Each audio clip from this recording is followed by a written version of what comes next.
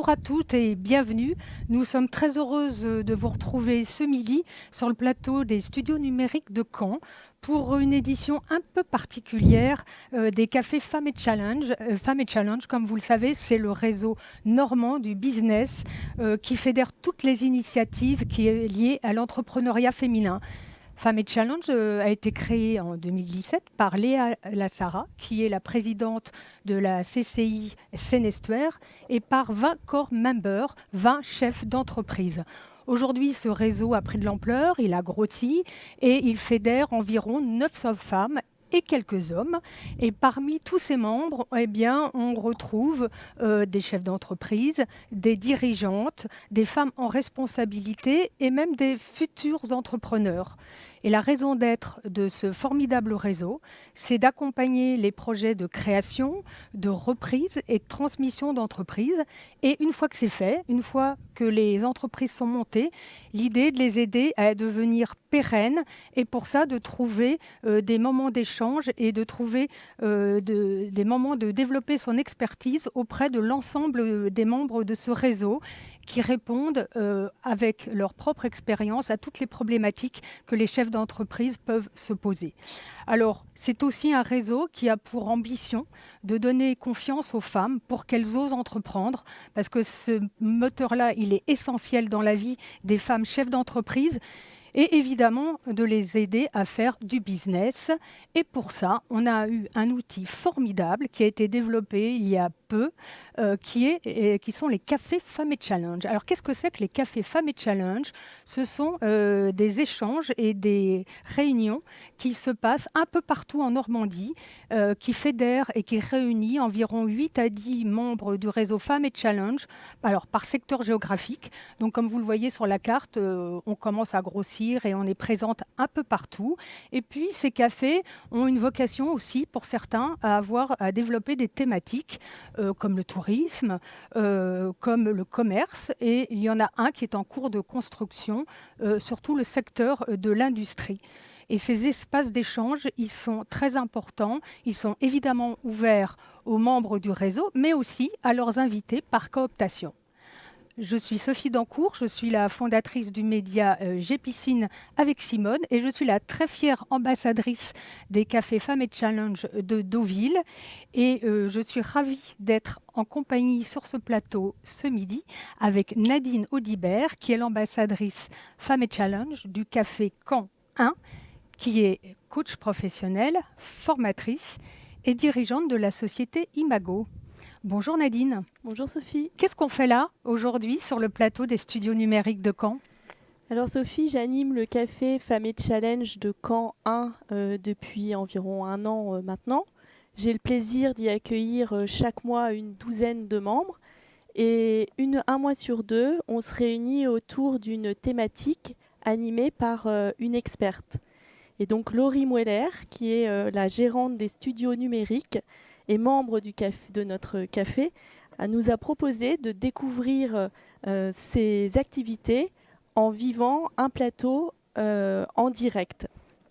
Donc l'ensemble des membres du café sont présentes aujourd'hui, ici, soit en tant qu'intervenante, soit en tant que spectatrice, ou bien aussi en tant que créatrice des décors visuels, puisque ces magnifiques décors Absolument. qui sont derrière nous ont été créés par une des membres du café.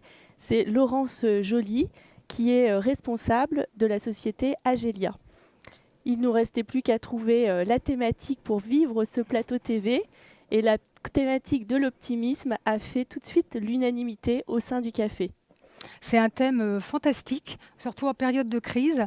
Et comme on souhaitait que ce rendez-vous soit interactif et ouvert à l'ensemble des membres du réseau, on a en parallèle de ce live, de ce direct, sur le chat de YouTube, les questions sont ouvertes et chaque membre peut poser ses questions sur ce chat. Morgane, qui est l'animatrice du réseau Femmes et Challenge, nous en fera une synthèse et on y répondra en toute fin d'émission. Donc n'hésitez pas, posez dès maintenant toutes vos questions. Avec plaisir.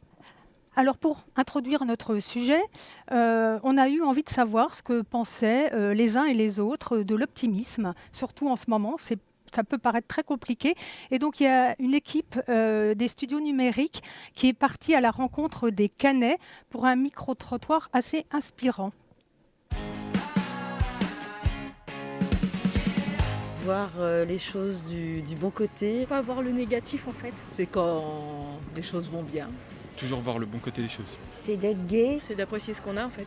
C'est de faire ce qu'on veut quand on veut. C'est le contraire de négatif. Être toujours positif.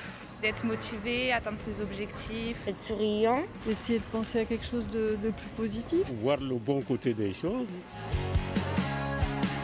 Tous les matins, je me lève du bon pied. J'essaye de faire des choses qui me détendent. Je pratique le yoga. J'essaye de sortir tous les jours. De voir le verre à moitié plein plutôt que de le voir à moitié vide. Je marche beaucoup. Regarder un peu des films, écouter de la musique. J'évite de regarder les infos en ce moment. J'écoute de la musique super énergique qui me booste. Je marche, je fais du sport. Je joue aux jeux vidéo. On fait beaucoup de randonnées. Je pratique la musique. Quand on veut des choses positives, il y a des choses positives arrivent. Et donc je pense que quand on y croit, il y a de fortes chances que ça arrive. Nadine, on vient de voir un micro-trottoir où tout le monde a un avis sur l'optimisme. Inspirant. Est-ce que l'optimisme, c'est à la portée de tous ? Alors Sophie, la bonne nouvelle, c'est que l'on peut devenir optimiste à tout âge. Parce que l'optimisme, ça se cultive, ça se développe, à condition, parce qu'il y a une condition, c'est que l'on s'y entraîne. Donc moi-même, je peux vous dire, j'ai pas toujours été optimiste. Par contre, je le suis maintenant. J'ai appris à le devenir en m'y entraînant. Aujourd'hui, on sait que c'est possible grâce à l'apport des neurosciences qui nous ont permis de comprendre que le cerveau, ce n'est pas quelque chose de rigide, de figé, mais qu'au contraire, c'est un organe dynamique qui évolue tout au long de notre vie par les expériences, les apprentissages que l'on va faire et qui vont nous permettre de créer des nouveaux chemins de pensée tout au long de notre vie et pour tout le monde et à tout âge. Alors, on a vu qu'il y a plein de choses sous le terme de l'optimisme. Quelle est ta définition à toi de l'optimisme ? Alors, l'optimisme, c'est entraîner son cerveau à porter un regard positif sur les situations. Alors, par contre, l'optimisme, ce n'est pas ne pas voir le côté négatif des situations, mais c'est voir que quand il y a un verre qui est à moitié vide, il existe aussi un verre à moitié plein. Et c'est concentrer son énergie, ses pensées sur ce verre à moitié plein. Alors, imaginons que je sois une personne qui ne soit pas du tout optimiste, ce qui n'est pas le cas, je te rassure. Demain, je me dis, je veux me lever et être une personne optimiste. Quelle est la première clé que je dois activer pour aller sur cette voie-là ? Alors, je vais peut-être te surprendre par ma réponse, Sophie, mais la première clé, c'est déjà de prendre la décision de s'y entraîner. Non pas sous le terme de contrainte et d'injonction, il faut, je dois, mais plutôt d'aller chercher sa motivation pour pouvoir s'entraîner à devenir optimiste. Et sa motivation, d'ailleurs, on peut aller la chercher en répondant à la question qu'est-ce que j'ai à y gagner de devenir optimiste ? Une fois que l'on a trouvé sa motivation, on va s'entraîner avec des outils, avec la méthode des petits pas, c'est-à-dire des petits changements petit à petit mis en place dans notre vie et qui, cumulés au bout du compte, feront qu'on obtiendra l'objectif de devenir optimiste. Qu'est-ce que tu peux partager avec nous comme outil à mettre en place très concrètement ? Alors concrètement, le premier outil que j'ai envie de te partager, c'est le carnet de gratitude qui va t'entraîner à noter ce qui se passe bien dans ta vie. Donc concrètement, tu prends un carnet que tu dédies spécialement pour ça. Et puis, tous les jours, tu y notes 3 questions en repensant à ta journée. Donc, tu réponds à la question « Aujourd'hui, en quoi je remercie la vie dans ce que j'ai vécu ?» Ensuite, « En quoi je me remercie dans ce que j'ai fait et dont je suis fière dans ma journée ?» Et enfin, « Quelle émotion positive j'ai ressentie aujourd'hui ?» Et quotidiennement, tu écris cela dans ton carnet et le fait de le faire tous les jours va entraîner ton cerveau à voir le côté positif de toutes petites choses que parfois on oublie. Mais à quoi ça sert de noter une émotion positive, Nadine ? Alors Sophie, les émotions sont directement liées avec les pensées. Elles s'influencent en permanence. Donc le fait de noter dans ton carnet une émotion positive, ça va avoir 2 bienfaits. D'une part, c'est de te connecter à ces émotions positives qui sont source de pensées positives. Et puis d'autre part, ça va t'aider à développer ton discernement par rapport à tes émotions, ce qui est essentiel puisqu'il faut d'abord être conscient des choses pour pouvoir ensuite agir dessus. Alors tu dis que les émotions et les pensées sont liées, mais alors comment on fait pour agir concrètement sur ses propres pensées? Alors il y a un outil magique, c'est la méditation. Parce que la méditation, ça permet de nous exercer à prendre du recul par rapport à nos pensées.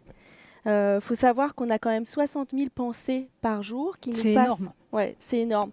Et en plus de ça, on n'en a bien évidemment pas conscience de toutes, sinon on deviendrait fou. Elles ne sont pas toutes positives. Et ce qui est important, ça va être de s'entraîner à justement se rendre compte des pensées, de celles qui nous entraînent vers le négatif. Comme par exemple, on se rend compte qu'on est en train de se plaindre. Et là, on se dit, non, c'est pas dans la to-do list du jour, ça, je le mets de côté et j'arrête. Et en plus de ça, en te disant ça, je te donne un autre outil, parce que arrêter de se plaindre, c'est aussi une façon de cultiver son optimisme.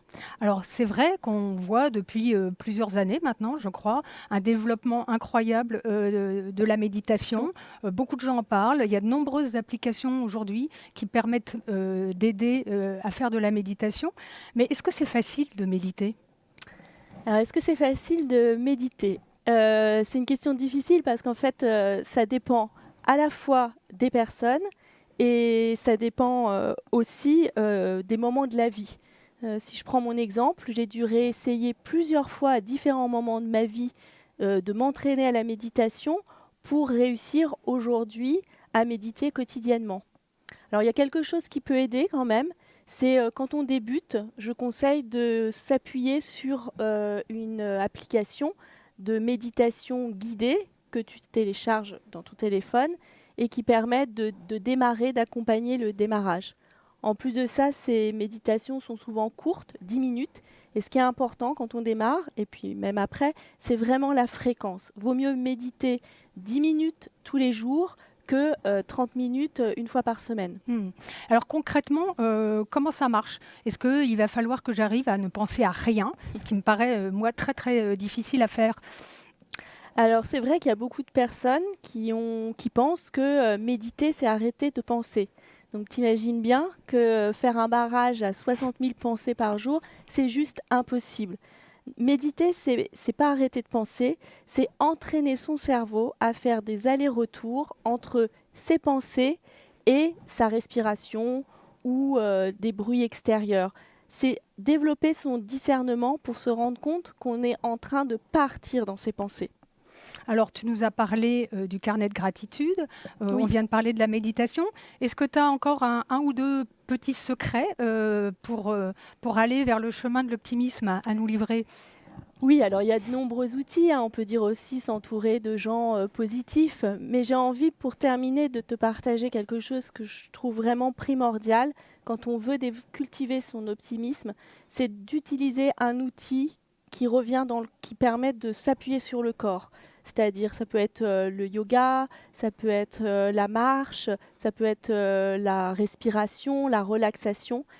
Revenir dans le corps, ça va permettre de se connecter à ses émotions, à ce que l'on ressent, et donc de développer le discernement par rapport aux pensées. Donc c'est essentiel.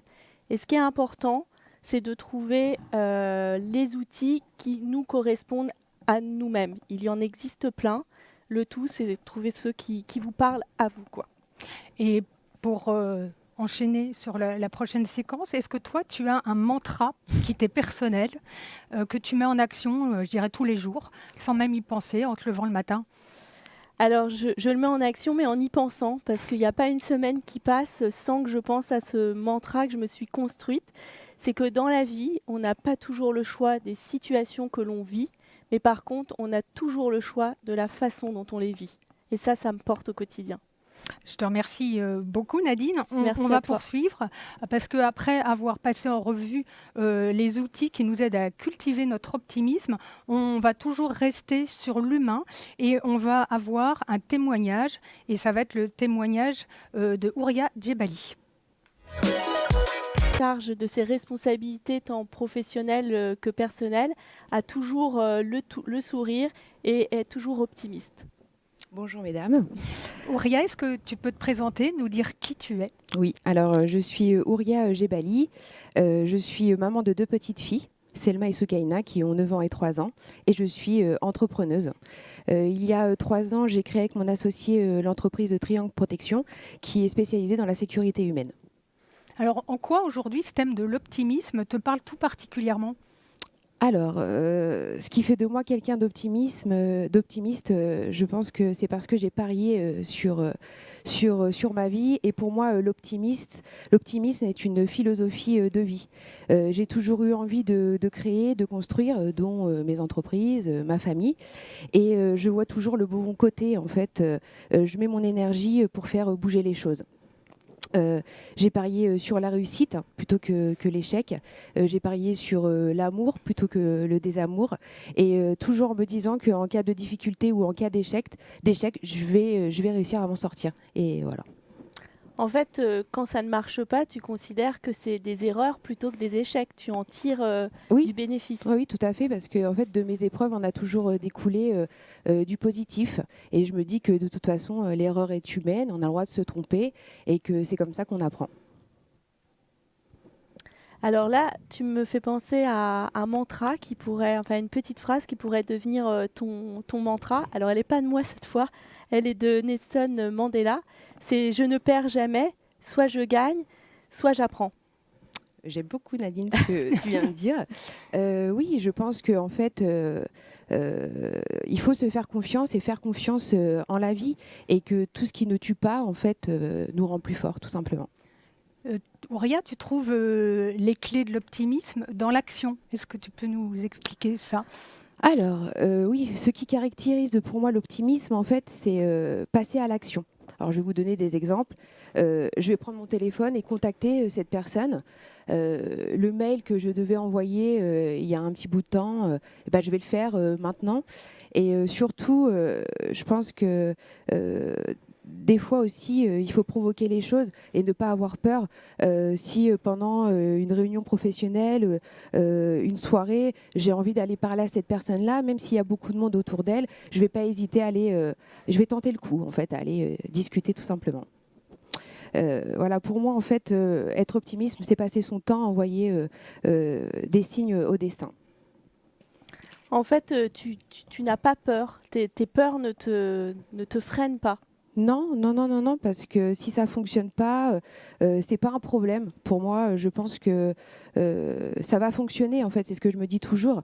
Et puis même avec persévérance, si ça ne fonctionne pas, au pire, je me dis aussi que c'est le destin et que c'est la vie, c'est comme ça, il faut rebondir tout simplement. Mais alors Ouria, je pense que peut-être tu mets déjà en application des clés que nous a données Nadine. Qu'est-ce que tu retiens des astuces et des choses à mettre en place Alors pour moi, c'est la pensée. Moi, en fait, c'est vrai que je pense positif et donc en général, je fais confiance à la vie et je me fais confiance. Je m'entraîne à penser comme ça en fait habituellement. Je te rejoins Nadine aussi sur ce que tu disais tout à l'heure, s'entourer aussi de gens positifs en choisissant son entourage parce qu'on a toujours le choix effectivement. Je pratique la gratitude, je m'intéresse aux autres, je me remets beaucoup en question.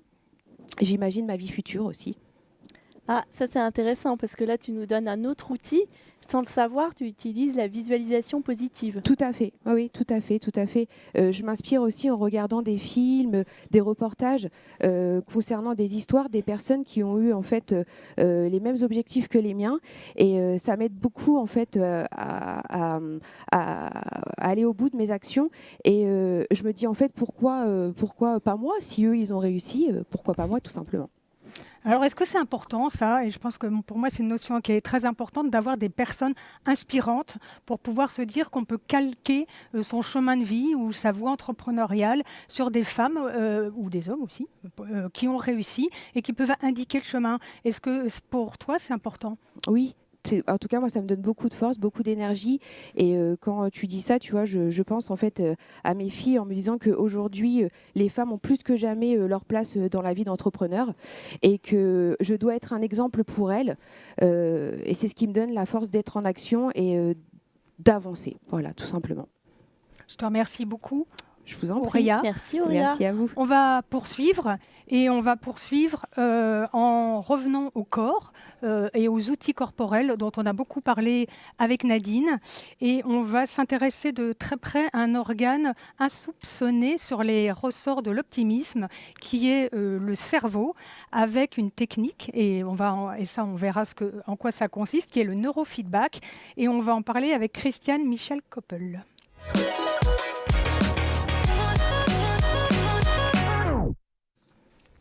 Bonjour Christiane, ravie de t'accueillir également sur ce plateau.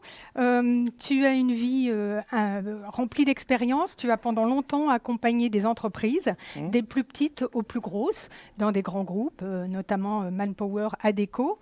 Et puis, tu étais directrice d'agence. Et puis, en 2011, tu as fondé l'Institut Neurofeedback de Normandie. Alors, qu'est-ce que c'est que ce terme qui peut paraître un peu barbare, peut-être scientifique? De quoi parle-t-on? Peux-tu nous définir ce que c'est, si c'est une discipline, une science? Alors, le neurofeedback, déjà, c'est un entraînement cérébral comme l'entraînement physique. Alors, c'est une méthode issue des neurosciences qui permet au cerveau de mieux fonctionner. Et ça s'adresse à tout le monde.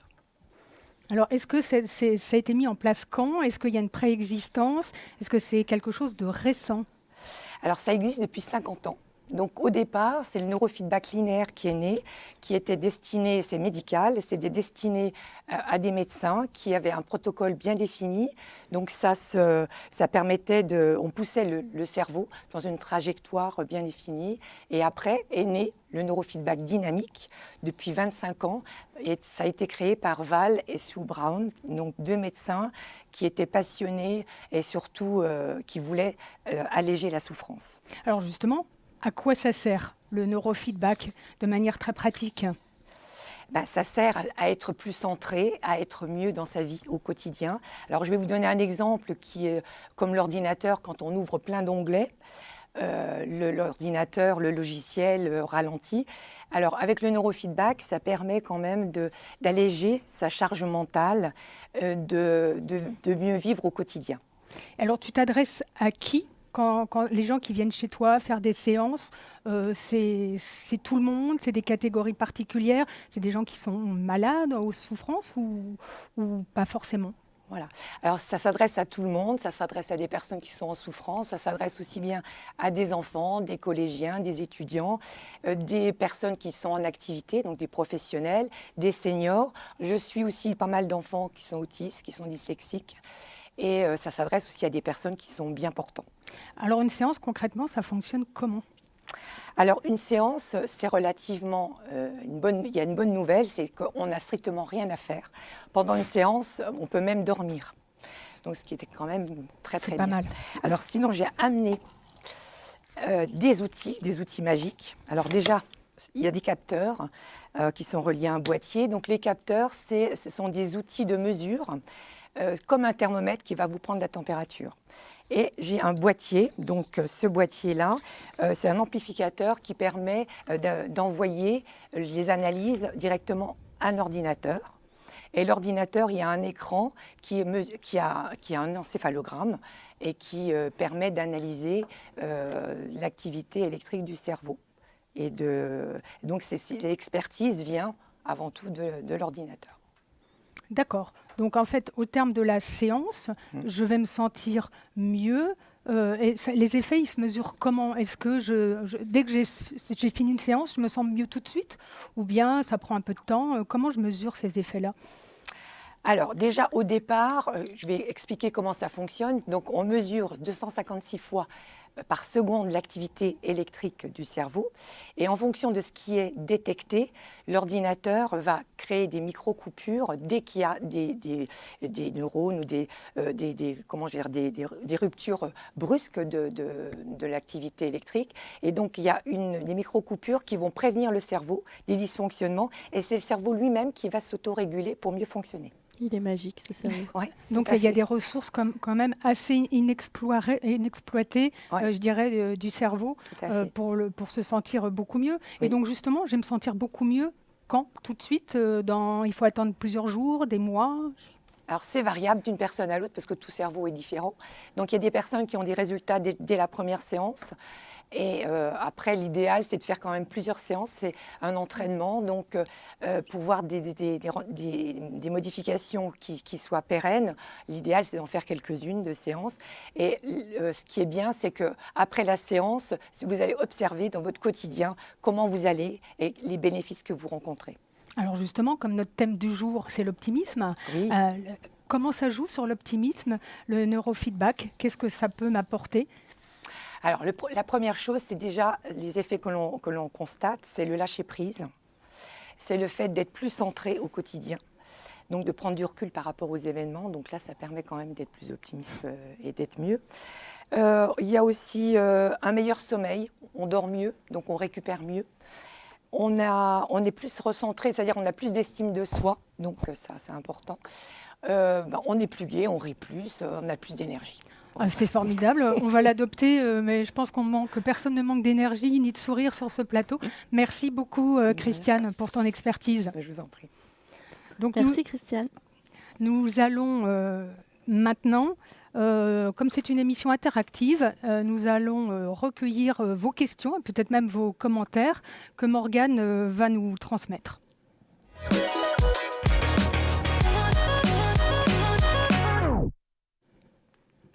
Bonjour. Bonjour Morgane. Bonjour Morgane. Une première question de Estelle. Est-ce nécessaire de se faire accompagner pour être optimiste ? Alors, nécessaire, non. Ça va vraiment dépendre des personnes. Mais évidemment, ça peut aider.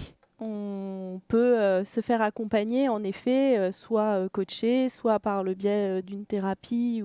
On peut aussi lire des livres, on peut faire tout ça pour se développer son optimisme. Ce n'est pas obligatoire, mais ça va vraiment dépendre. Et c'est aussi suivre ce que l'on ressent, c'est-à-dire si on sent qu'on a besoin d'un accompagnement, eh bien, il faut le faire. Si on est plus autonome et qu'on a envie de le faire tout seul et qu'on a la motivation nécessaire, eh bien, on le fait tout seul. Alors peut-être moi je vais poser une question, Morgane, si tu le veux bien. Est-ce qu'on peut faire preuve d'optimisme sans même le savoir? Alors je pense qu'on ne peut pas être optimiste sans le savoir, mais faire preuve d'optimisme à certains moments donnés sans le savoir, oui. Et justement, c'est vraiment intéressant de prendre conscience, d'observer ces moments où, en fait, dans la vie, naturellement, on a une situation compliquée et on va savoir faire preuve d'optimisme. Parce qu'en prenant conscience, en s'en rappelant, ça permet au cerveau de savoir que c'est une ressource que l'on a et que si elle s'est activée une fois, elle peut se réactiver une autre fois. Donc n'hésitez pas à réfléchir dans votre vie au moment où vous avez fait preuve d'optimisme. C'est une bonne nouvelle. Morgane, est-ce que tu as d'autres questions pour nous? Oui, bien sûr, et j'ai même une question pour vous deux, Sophie et Nadine. Dans le contexte actuel, où on n'a pas le moral, c'est une question de Virginie, où ce n'est pas facile tous les jours, quelles sont vos clés pour rester optimiste? Alors, je vais vous livrer la mienne, qui n'est pas forcément universelle, mais je pense que quand on a de longues journées, moi je suis entrepreneur solo, donc c'est un parcours qui est lent, qui est compliqué, et souvent semé d'obstacles, mais aussi de doutes par rapport à ses propres, compétences. Et je pense que pour rester optimiste, il ne faut pas essayer de voir le résultat final qu'on s'est fixé. Je pense que tout à fait, comme Nadine le disait tout à l'heure, il faut une politique de petits pas. On se félicite. Moi, je m'aperçois que maintenant, à chaque fois que j'ai franchi, ne serait-ce qu'une toute petite étape, je me félicite de l'avoir fait. Et souvent, je me retourne et je vois le chemin parcouru derrière et pas forcément le chemin qui reste à parcourir.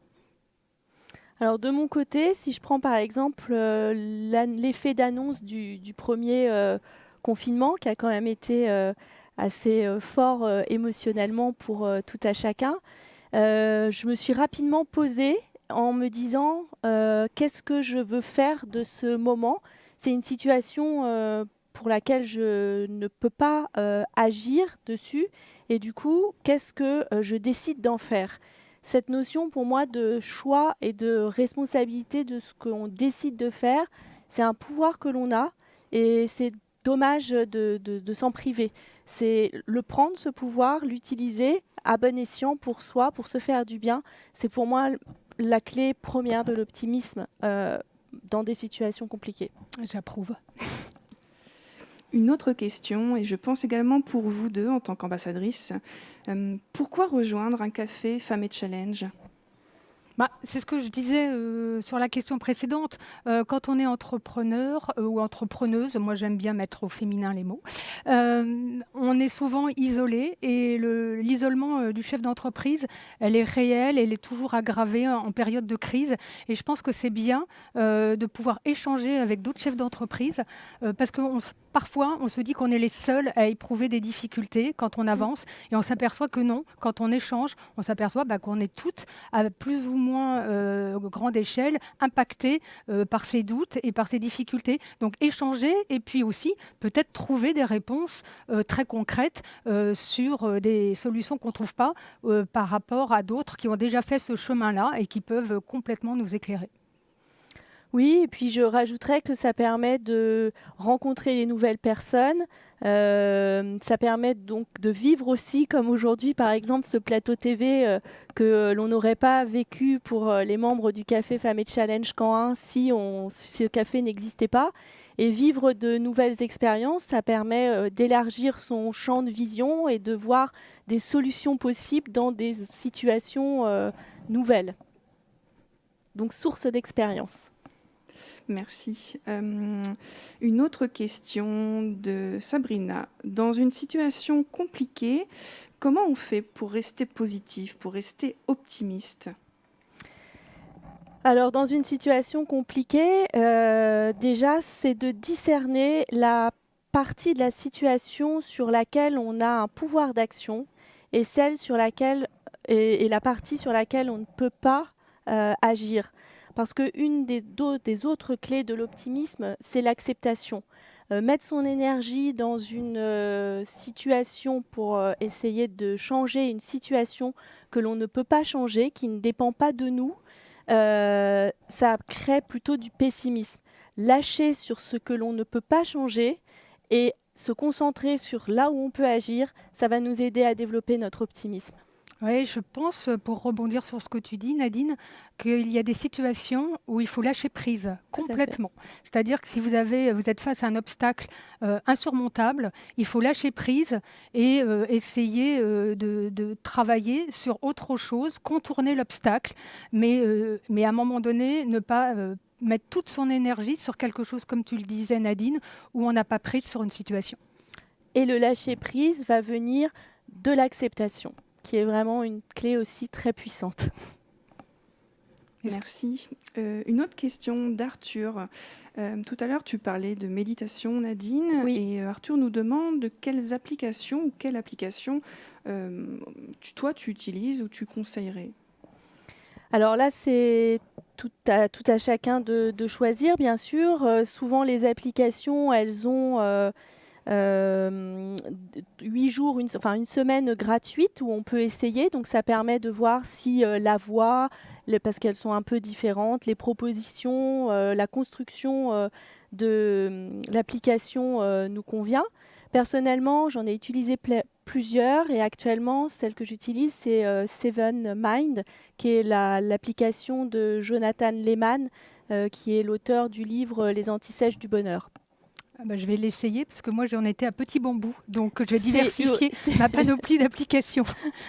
Merci pour la question, Morgane. Est-ce que tu en as d'autres ? Non, plus d'autres questions, mesdames. Merci. Alors on va se séparer, mais avant, on a plein de remerciements à faire. Oui. Nadine, je te laisse commencer et j'enchaînerai. Alors, je voudrais déjà te remercier, Sophie, pour l'implication que tu as mis dans ce projet. Un grand merci à Laurie Mueller et à Laurence Joly pour l'idée et puis tout l'investissement qu'elles y ont mis. Aux intervenantes Christine et Ouria, à Femmes Challenge qui nous a permis de vivre aussi ce bel événement. À toi, Morgane, qui est en off, la voix off d'aujourd'hui. Et puis, bien sûr, un merci chaleureux et tout particulier à toutes les membres de mon café qui me nourrissent, me font grandir et me permettent de vivre des beaux moments qui viennent nourrir mon optimisme. Merci beaucoup Nadine. À toutes celles-ci, à toutes ces femmes formidables que tu as citées. Moi, je vais ajouter Sylvia Costi de la société Voxa Direct qui, grâce à elle, vous avez pu voir peut-être ces petites incrustations de texte sous les images. Et c'est grâce à elle et Sylvia et sa société sont aussi membres de Femmes Challenge. Je vous remercie infiniment et j'espère qu'on aura l'occasion d'organiser un autre plateau. Merci infiniment à toutes. Et merci à toutes les personnes qui nous ont suivis aujourd'hui. À bientôt. À bientôt.